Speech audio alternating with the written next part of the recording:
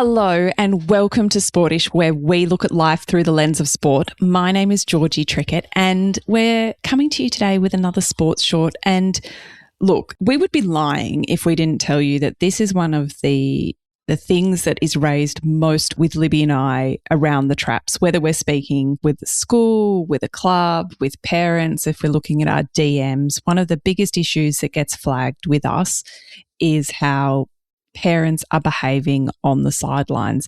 And this is a chat we had with Rebecca Sparrow, who's an expert when it comes to how our teens and tweens are feeling about things. This is a chat we had with her a little while ago about what the sidelines look like for kids' sport and what it actually means culturally and how we should behave as parents when we're watching our kids play sport. We'd love to get your feedback, have a listen, share it with a friend, and enjoy just the wisdom of Rebecca Sparrow.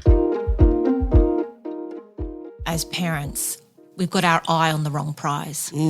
Yes, absolutely. And I say that, I do remember there was the only time my mother ever got involved with me on the sporting field was when she saw an instance of bad sportsmanship on my behalf. And when I got in the car, she just said to me, "Don't you ever do that on a sports field again, because that is not what sport is about." And that stuck with me. And in my mind, where parents should be dealing with the soft skills, the social skills of how you participate in a team and what's important in a team, it's been lost in this absolute fear that children and teens and tweens are not performing to some sort of ridiculous standard where we're expecting them to. It's so interesting because it's nearly like our generation of parents, we're constantly being told, get off your phones, engage with your kids, give them your attention. But this is not the type of attention that they mean. No. This obsessive, competitive, critical attention. This is not what the experts mean when they say engage with your children. I would say it seems to have gotten worse. I remember when I was swimming and coming through the ranks, there was always the token swimming parents who were yelling at their kids to go faster or, yelling at them about their performance and not doing well enough. And inevitably, those kids are the ones who drop out. And they were ones who definitely had potential to make Australian teams. They were doing really well from a very young age, but because of that intensity and anger and expectation of performance, they dropped out. And it goes back to that thing. If you're not having fun playing basketball, hockey, swimming, rowing at 10, you're not going to be doing it when you're 15 or 16. Absolutely not. No way. So we've got a second letter. So let's read that one out. Dear Rebecca, my daughter gave up netball this year after playing for approximately 5 years. The reason? An abusive teammate's mother with either zero self-awareness or zero care for the impact she was having on the players. She would yell at my daughter, who was a good player and trying her hardest any time she made an error. "Watch your passes, come on," in a negative and frustrated tone. She did this with other girls in the team too. I think it came from a good place, but the execution had the opposite effect. She would yell out to her own daughter, "Rebounds," as her teammate was taking a shot, implying the other girl was no good and would miss. This is the only two of many examples. Girls were in tears during and after the game, including my daughter. Yet it was so difficult to say anything as this person is very strong-willed and defensive.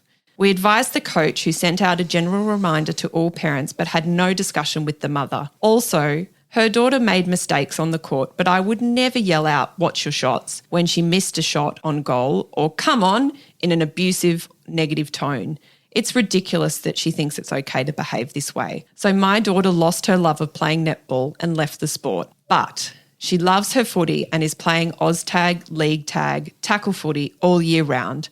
I received advice from my sister-in-law, whose daughters are great surfers, to keep her in sport as it's great for physical, social and mental health. Lucky for me that she has a great footy coach and mostly awesome teammates to keep her motivated.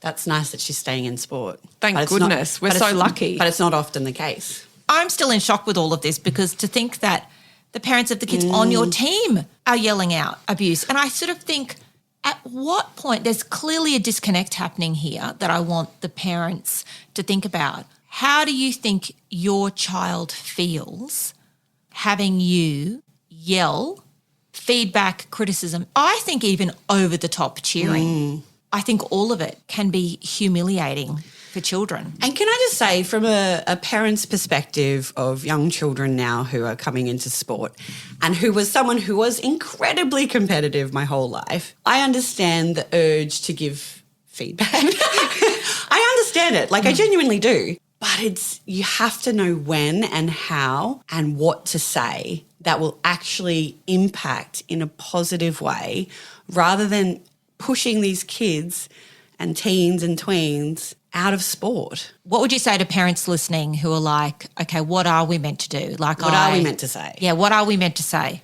There's two things that I can point to. So one of the things that, like, my mum is not perfect by any stretch of the imagination, but one thing that she did really well with me when I was swimming was, what did the coach say? Or what did the coach think? Absolutely.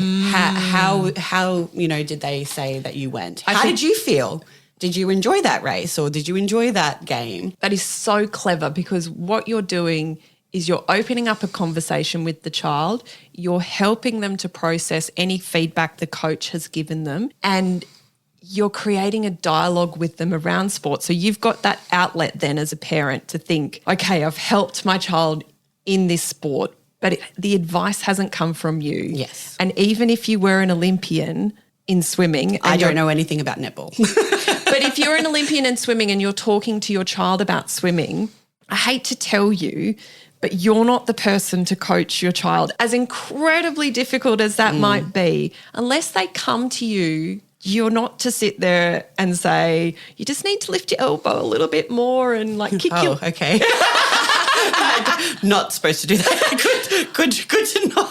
And don't get me wrong, this is hard. This is so hard, particularly if you do have experience in sport and you can see what's happening out on a field or in a lane or wherever it may be. I completely understand the temptation to tell them to drop their shoulders or to change their stroke or to, change their stride. I found myself the other day going for a run with one of my kids and her little shoulders were up around her ears and I heard the words coming out of my mouth, and before I could pull them back, I was like, just see if you can drop your shoulders down a bit, just might help your stance. So it happens. You're trying to help. What you need to start realising is when it's happening and to start then changing. But also being aware of the timing of it. So in the middle of a game, it's not the place to be yelling at your child to watch your shots or yelling at other children especially to watch their shots. That is so unbelievably inappropriate.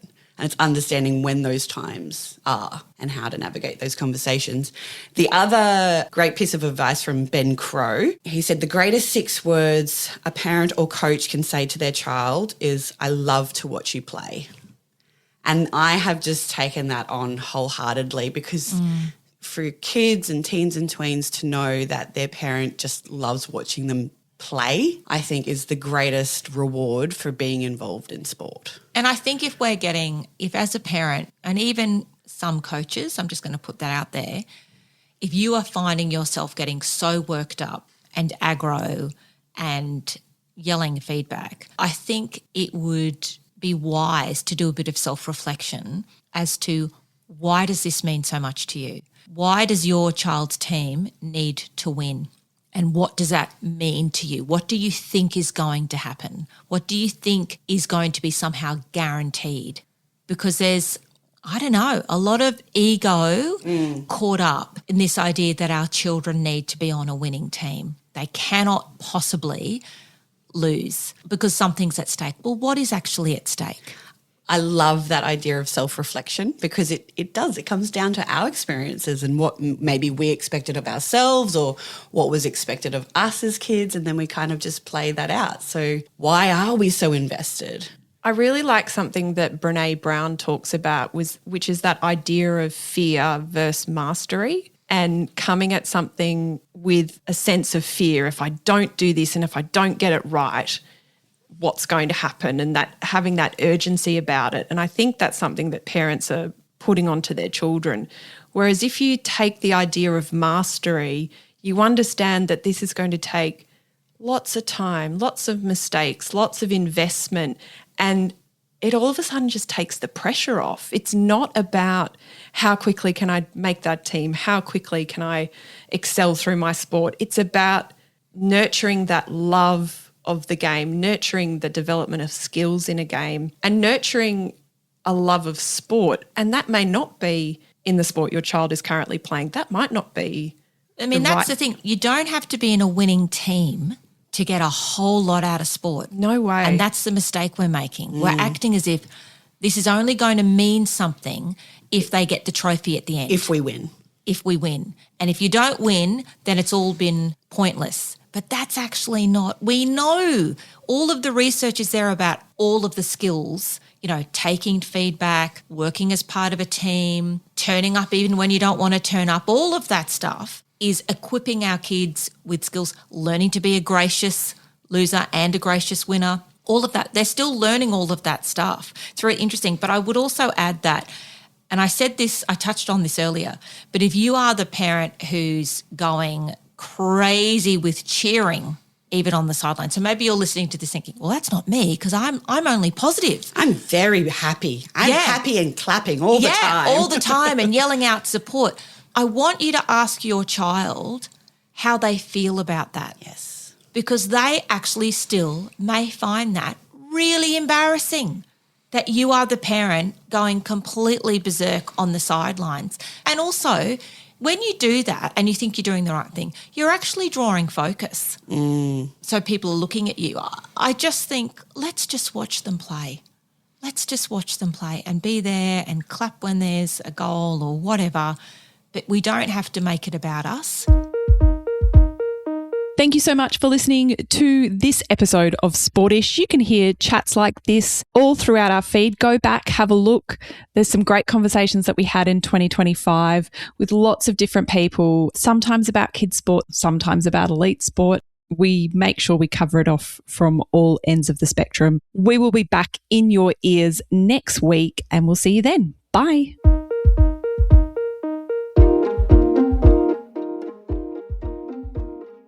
We would like to acknowledge and give thanks to the traditional owners of the land we record this podcast on, the Yagara and Turrbal people, and their continued connection to the land and waterways on which we meet.